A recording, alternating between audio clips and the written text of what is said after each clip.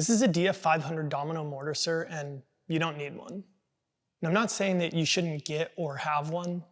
I have two.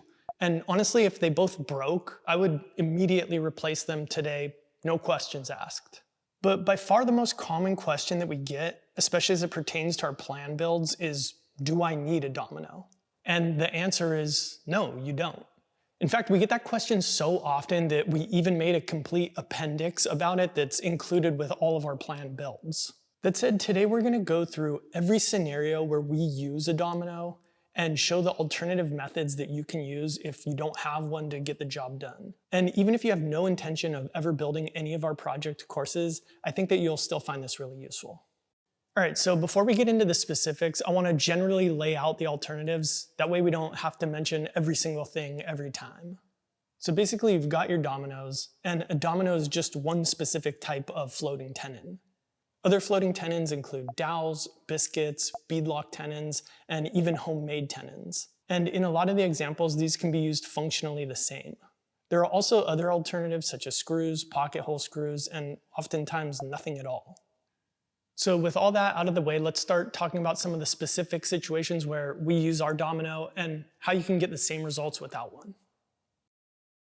All right, as you probably know, a mortise and tenon joint is one of the most common joints in woodworking and can be used in a variety of different applications. And as you also probably know, a domino is designed to mimic a mortise and tenon joint, and actually saying mimic is kind of unfair because it creates a mortise and tenon joint.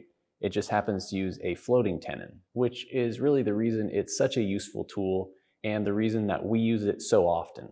But like Chris mentioned, we're talking about all the alternatives to the domino. And just to state the obvious, cutting a true mortise and tenon joint for a lot of these applications would actually be the best alternative.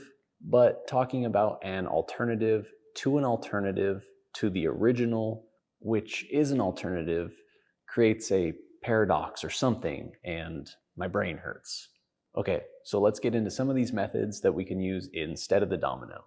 One of the more straightforward applications is in something like the base of the Savato dresser that Chris built a couple years ago. The base consists of 4 feet and 4 stretchers, and everything is connected at each corner with a domino. It's an end grain to face grain connection, essentially a butt joint, which is inherently pretty weak. So which of the alternatives would work in this situation? Well, I think we have a couple options, dowels and pocket screws, and I think using dowels is the better of the two. So how different is the process for using dowels instead of the domino in this situation? Well, depending on the type of doweling jig that you use, honestly, it isn't that different. Because we have coplanar faces on both the foot and stretcher, we have easy reference planes. A super simple doweling jig like this one allows us to easily mark and drill in dowels accurately, and the process to do this is almost identical to using the domino. Depending on the size of the joint, a couple dowels should be used, and by lining up the pieces and making a mark across the joint, we can then easily drill in a mortise into each side of the joint, then some glue, the dowels, and some clamping pressure, and the end result is identical to the domino. Another situation where we use the domino a lot is in something like a slatted seat panel, which I used in the CC rocking chair design. It's an end grain to edge grain joint, so somewhat similar to what we just went over, and obviously this one needs some added strength as well. It's also a situation where we have a bunch of individual pieces that all need to be attached separately, so some pretty accurate joinery needs to be used and repeated across all of them. And the domino really shines for something like this, but of course, we have some alternative methods that can work just as well. Dowels, pocket screws, and even biscuits could be used in situations like this, though there are some shortcomings for a couple of these. Though biscuits could technically be used, the slats would need to be wide enough to fit the biscuit across their width, and a biscuit in this orientation might not really provide much additional strength. Pocket screws could also be used, but obviously one of the downsides of pocket screws is that you can see them. In a slatted seat, that might not be an issue since you would have to climb underneath the chair to see anything, but if we were to use this technique on the rocking chair, the seat back would obviously not look great from behind. So once again, dowels seem to be the best alternative, Honestly, not much of a surprise. And just like in the last example, the technique for using dowels in a situation like this is almost identical to using the domino. And once again, the end result is identical as well. Another really common use for a mortise and tenon joint is with a face grain to end grain attachment. So this is usually where we have a pair of side assemblies and something running between them like stretchers or some sort of panel. For example, in the long view chair, where we have two side assemblies connected by some stretchers, a seat bottom, and a seat back. Basically, the inside faces of these assemblies are face grain, and the ends of all of these pieces are end grain. So here again, it's very easy to imagine how something like beadlock tenons or dowels would be a perfect alternative. That said, in these situations, my preferred alternative is using screws. And actually, it's not even just my preferred alternative. I actually prefer screws to dominoes outright in this situation. So the way that you would do it is very straightforward. Basically, you dry fit your pieces together in some clamps and adjust everything to your liking. Then when you have it placed where you like it, you can drill a pilot hole. From there, I'll take it apart and countersink some mortises where we're gonna put our screws, put on some glue, and then I can screw it all together. Then I'll take some of my scrap wood and cut a few plugs to fill the countersunk holes. And by the time you sand and finish everything, it becomes nearly invisible. Or if you prefer, you can even use a contrasting species of wood as a decorative element. Now, the reason that I actually prefer this method over the domino is that it's easier. And I think that the long view chair is a really good example of that. So take something like this stretcher piece that sits under the seat panel. It's supposed to butt up to the underside of the seat and be recessed from the front leg by 1/2 of an inch. Well, using either a domino or a doweling jig, positioning that perfectly requires a lot of math and marking and accuracy to get it just right. But if you're using screws, you can clamp it up and keep adjusting until it seems right, and then lock it in with your screws. And I think that the back is an even better example of this, where you can position the back however you want it. And you can see in this shot, there's about 11 degrees of range between the front and the back edges of the side assembly of the chair. And for most people, the final positioning is gonna be pretty arbitrary. And that's because it's based off of whatever they think looks and feels comfortable.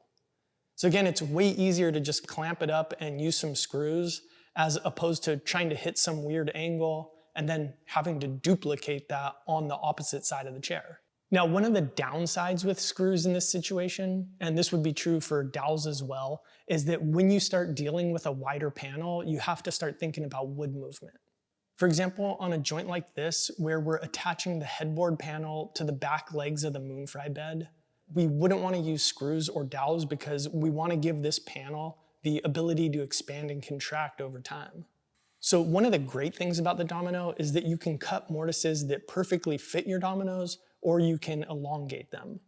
So basically, we'd cut a tight domino on one end of the joint, which can act as an anchor point, and then cut the other mortises wide so that the panel can move freely with seasonal changes. So an alternative here could be biscuits, but they aren't really the strongest. So what I prefer is cutting mortises with a router and then making my own floating tenons. To do this, we can make a really simple jig using either a handheld router or a router table. And what we would do is start by creating a slot in the jig equal to the size that we want to cut our mortises. Then from there, we can attach a fence that runs parallel to our slot and at a distance so that our mortises will be however far away from the edges that we want them. Then we can use either a templating bit in our router or a straight bit with a guide bushing, and we can clamp our jig to our workpiece and cut our mortises. So in this shot, this would be equivalent to cutting into the end grain of the headboard panel. And then in this shot, it would be equivalent to cutting into the face or edge grain of the leg. So with both of those cut, we can use our table saw and some scrap to cut some floating tenons to whatever length, width, and thickness that we need to fit in them, and then use that to glue our panels together. Now, if you want, you can get way fancier with this jig and spend some time creating something that's adjustable so that you can use it over and over moving forward on different projects. Honestly, if you're interested in that, just search something like router mortising jig and you'll probably find a bunch of videos. That said, I prefer using a really simple jig like this that's specific to whatever situation I'm in. And there are actually times that you can cut this same kind of joint without even using a jig. For example, going back to the long view chair, I joined the seat panel to the sides with a very similar floating tenon, but rather than using a jig, what I did was set up a straight guide that I could run my router along, then cut the matching mortise into my panel by using the fence on my router table, and again cutting a tenon to assemble everything. Same joint, solves the same problem, just a different approach. All right, to add a bit of complexity, we're going to talk about miter joints. And we often use this type of joint in things like leg assemblies, like I did in my Glen lounge chair. But they can also be used in something as simple as a picture frame. Because these joints are usually a partial end grain to end grain connection and often can bear a lot of the weight in a piece, they need some sort of reinforcement. And honestly, any of the alternatives we've mentioned could be used in these situations, but let's talk about some of the shortcomings, then decide which will give us the best result. Pocket screws could be used in some of these situations, though as you can see in a leg assembly, it would be pretty ugly to have pocket holes exposed in most of these spots. We could use biscuits, but like I mentioned earlier, the joint needs to be big enough to encase the entire biscuit, and the added strength might not be enough for certain applications. And we could reinforce these joints with screws and plugs through the edge, but again, this might end up being an unsightly choice, and in certain situations, it might even be a little difficult to get a screw into an edge and at the correct angle. All that being said, in something like a picture frame, which is not load-bearing, and only one side is visible, all of these alternatives could be viable options. But in a piece of furniture, we have more requirements to fulfill, and I feel like I'm starting to sound like a broken record, but dowels are probably the best alternative to dominoes in this situation. And once again, the technique for using dowels is identical. Even with thicker parts, if we want to stack dowels across the thickness of a piece, we just flip it over and drill into the joint by referencing both faces of the part with the doweling jig. And even from a time standpoint, the difference is almost negligible. Another good alternative for these kinds of miter joints are splines. And I think the best example of this is on the Spider coffee table. Not only are these incredibly strong, but if you prefer, similar to the plugged screws that we already talked about, you can use a contrasting species of wood here as a decorative element. So the leg joint of the Spider table is really similar to what Sean just talked about. And basically what you could do is get an initial glue up on the joint using nothing, just glue and clamps. Then while that's drying, we can knock out a quick, simple jig for our table saw that we can use to cut the spline slots. Basically, it's a U-shaped cradle with a large panel attached to the saw blade side of the fence that we can clamp to. So with that made and our now dry assemblies clamped to the sled, we can cut some slots for our splines. Now here I'm doing this using a dado stack, but if you don't have a dado blade, you could adjust your fence and do a few thinner splines instead of one thicker spline. But either way, next we can use whatever species of wood we want to cut some oversized splines, glue and hammer them in, and then once they're dry, trim or sand them flush, and we're good. I'll also quickly mention this, even though it's kind of out of the scope of this video, but you could also use a completely different type of joinery. Actually, I've been building the Spider table for quite a while, and earlier versions of it used half laps at this joint rather than mitered joints. And here it's an all glue surface, no tenons or hardware, and they're still plenty strong. All right, real quick, let's take a second to thank Squarespace for sponsoring today's video. Both Chris and I have been using Squarespace to build and maintain our websites for years now, and that's because Squarespace makes it super easy to get up and running with plenty of professional looking templates to choose from, as well as making things like purchasing domains really simple. Squarespace also has plenty of e-commerce tools to help you grow your business, things like inventory management, a simple and secure checkout process, and unlimited products allow us to easily manage online transactions and not get bogged down with mundane tasks so that we can devote more time to doing the things we enjoy, like making perfect panels. So if you're thinking about starting a website, or even if you already have one, go check out Squarespace to see if it might be a better option for you. Head to squarespace.com for a free trial. Then when you're ready to launch, go to squarespace.com/4eyes to save 10% off your first purchase of a website or domain. All right, thanks Squarespace. Now let's get back to the video. Another type of miter joint that we often use the domino for are cabinet or box miters. And first of all, an obvious alternative for the domino would be to use a completely different joint altogether. Rabbets, box joints, dovetails, and others can be used in place of miters, but if you're going for that clean look, maybe making a grain-matched waterfall edge, like I did on the recent moon-fried nightstands, a miter joint is really the way to go. And dominoes are a great way to reinforce and, more importantly, make sure that the joint stays perfectly aligned during the glue up. So let's talk about some of the alternative ways to get this done without the domino. And the biscuit is finally getting its time to shine because it's a great way to reinforce a cabinet miter. A biscuit joiner works in a very similar way as the domino, and because alignment is our main goal, biscuits work just as well, and the added glue surface on a biscuit adds strength too. Now maybe the easiest alternative in this entire video is to use the tape method when gluing up a box. It's as simple as taping all of the joints end to end on the outside of the panel. Then by flipping everything over, we can easily apply glue into all of the joints, then fold up the box and tape the last joint. The only tricky part about this technique is that all of the panels in the box need to be perfectly flat, since tape is the only thing that's going to be holding the joints together. So if any of the panels are cupped along their width, the tape probably won't be enough to hold the joints together on its own. Now, if you're worried about the strength of the joints with only glue and no added reinforcement, we can always add reinforcement after the box has been made. Things as simple as adding dowels or screws and plugs into each joint will greatly increase the strength, or we can get a little more fancy and add something like miter keys once the box has been assembled. All right, so to prove our point about strength, we actually created this miter box that doesn't have any dominoes, dowels, biscuits, splines, nothing. And we used tape to assemble it.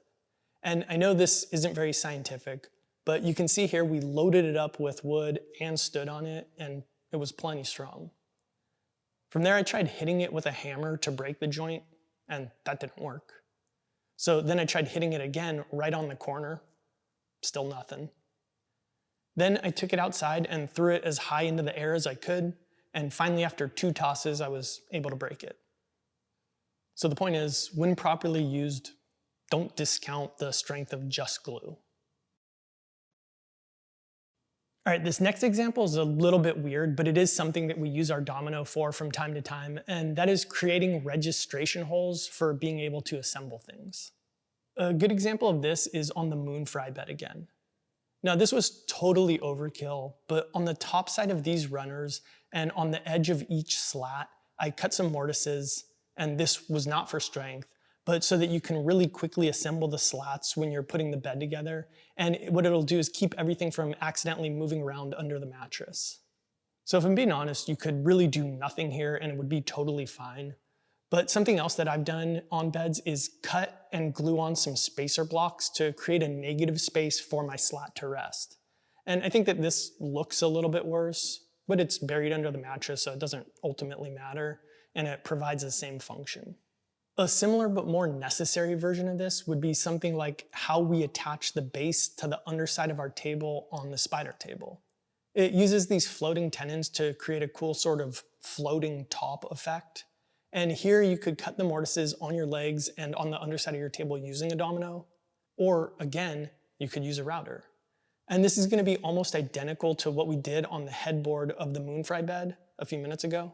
But I actually think that this is a better option because it gives you more freedom and customization to be able to make this detail whatever dimension you think will look best, as opposed to being locked into using the various domino sizes. And that's important since while this joint is structural, it also is going to affect the look of the table. All right, one of the places that we use the domino the most, and that's probably the most unnecessary, is for panel glue-ups. When making a panel, the main thing we're going for is ensuring all of the boards within a panel are coplanar. Sometimes even after careful milling, or if careful milling isn't totally possible, the boards we're using for a panel might not be perfectly flat, So we need help to ensure the finished panel will be as flat as possible, and dominoes do that for us very well. But as you can probably guess, we have a couple alternatives, dowels and biscuits, that do the job just as well. Both of these techniques use the top face of each board as a reference to ensure coplanarness across the panel and help to keep everything as flat as possible during the glue up. And like I mentioned, we're using dowels, biscuits, and dominoes as alignment tools, which can help in all panel glue up situations, but especially when the lumber we're using isn't perfectly flat. But if you happen to have perfectly flat lumber, a glue-only joint is plenty strong for any panel application you might have. You've probably heard this before, but the glue seam in a panel is actually stronger than the wood around it, which you can see here by the wood breaking before the glue. We actually did an entire video about the best techniques to get perfect panels, so go check that out. There's a link right here. Click it. You won't regret it, I promise.